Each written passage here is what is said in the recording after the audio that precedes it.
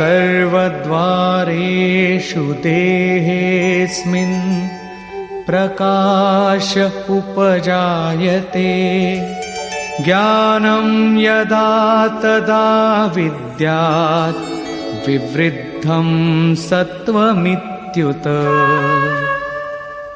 जिस काल में इस शरीर तथा अंतःकरण और संपूर्ण इंद्रियों में ईश्वरीय प्रकाश और बोध शक्ति उत्पन्न होती है, उस समय ऐसा जानना चाहिए कि सत्व गुण विशेष वृद्धि को प्राप्त हुआ है तथा लोभ प्रवृत्तिरारंभः कर्मणामशमः स्पृहा रजस्येतानि जायन्ते विवृद्धे भरतर्षभ। हे अर्जुन, रजोगुण की विशेष वृद्धि होने पर लोभ, कार्य में प्रवृत्त होने की चेष्टा, कर्मों का आरंभ, अशांति अर्थात मन की चंचलता, विषय भोगों की लालसा, ये सब उत्पन्न होते हैं।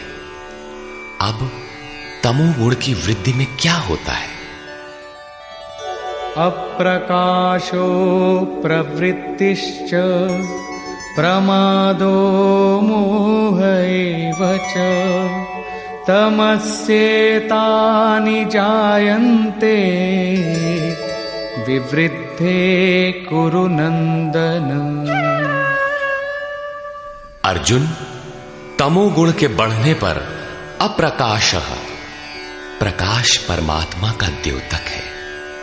ईश्वरीय प्रकाश की ओर न बढ़ने का स्वभाव, कार्यम कर्म, जो करने योग्य प्रक्रिया विशेष है, उसमें अप्रवृत्ति, अंतःकरण में व्यर्थ की चेष्टाओं का प्रवाह और संसार में मुग्ध करने वाली प्रवृत्तियां, ये सभी उत्पन्न होते हैं। इन गुणों की जानकारी से लाभ क्या है?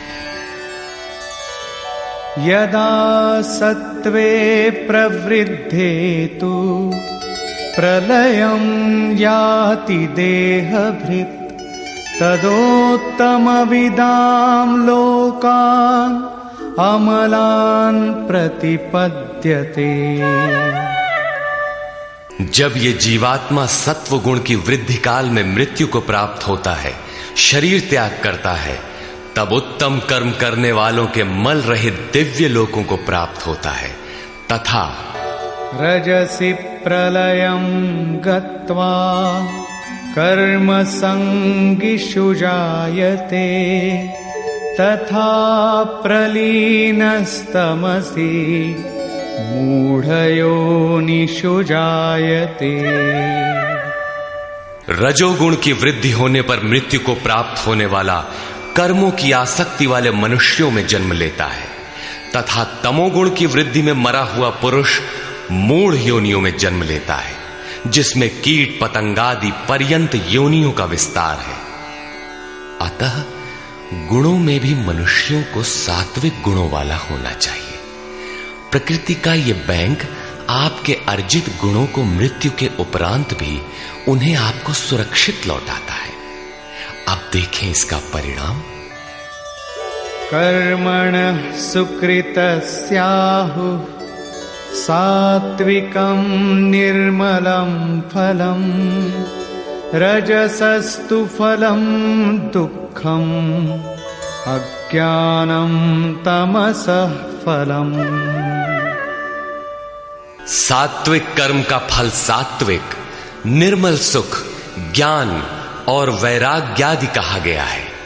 राजस कर्म का फल दुख और तामस कर्म का फल अज्ञान है तथा सत्वात् संजायते ज्ञानम् रजसो लोभ एव च प्रमादमोहौ तमसो भवतो ज्ञानमेव च।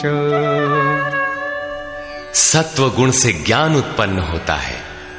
ईश्वरीय अनुभूति का नाम ज्ञान है। ईश्वरीय अनुभूति का प्रवाह होता है।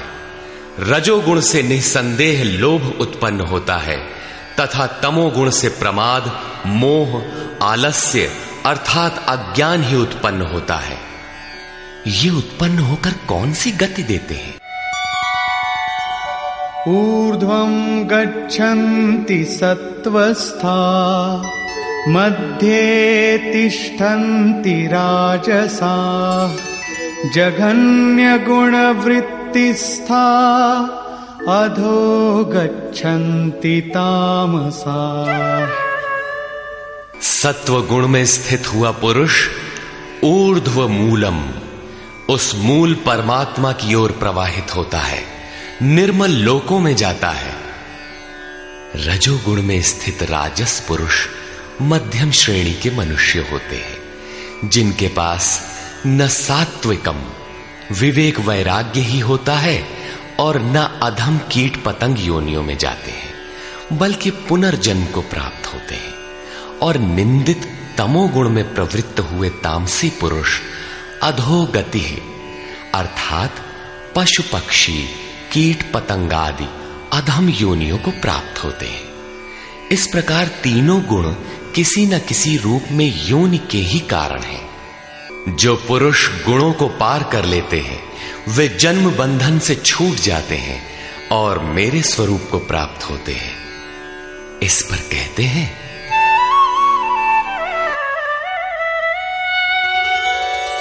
नान्यं गुणेभ्यः कर्तारं यदा द्रष्टानुपश्यति गुणेभ्यश्च परं वेत्ति मद्भावं सोऽधिगच्छति। जिस काल में दृष्टा आत्मा तीनों गुणों के अतिरिक्त अन्य किसी को करता नहीं देखता और तीनों गुणों से अत्यंत परे परम तत्व को वेत्ति विदित कर लेता है, उस समय वो पुरुष मेरे स्वरूप को प्राप्त होता है। ये बौद्धिक मान्यता नहीं है कि गुण गुणों में बरतते हैं। साधन करते करते एक ऐसी अवस्था आती है जहां उस परम से अनुभूति होती है कि गुणों के सिवाय कोई करता नहीं दिखता। उस समय पुरुष तीनों गुणों से अतीत हो जाता है। ये कल्पित मान्यता नहीं है तथा इसी पर आगे कहते हैं, गुणानेतानतीत्यत्रीन् देहि देह समुद्भवान् जन्म मृत्यु जरा दुःखैर् विमुक्तो मृतमश्नुते। पुरुष इन स्थूल शरीरों की उत्पत्ति के कारण रूप तीनों गुणों से अतीत होकर जन्म मृत्यु वृद्धावस्था और सब प्रकार के दुखों से विशेष रूप से मुक्त होकर अमृत तत्व का पान करता है। इस प्रकार अर्जुन ने प्रश्न किया। अर्जुन उवाच,